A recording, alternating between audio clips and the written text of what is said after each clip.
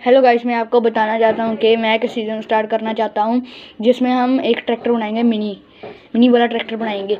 जैसे कुणाल के एक्सपेरिमेंट और मिस्टर हैप्पी हैकर ने मिनी जॉन डियर वगैरह वगैरह बनाए हैं। चलो सबसे पहले आपको टायर दिखा देता हूँ कैसे है। आपरा कटाबरा गिली गिली शू। चलो गाइस, ये हमारे टायर हैं आगे वाले। तो गाइस ऐसे ही आपको दिखाता रहूँगा, तब तक के लिए बाय।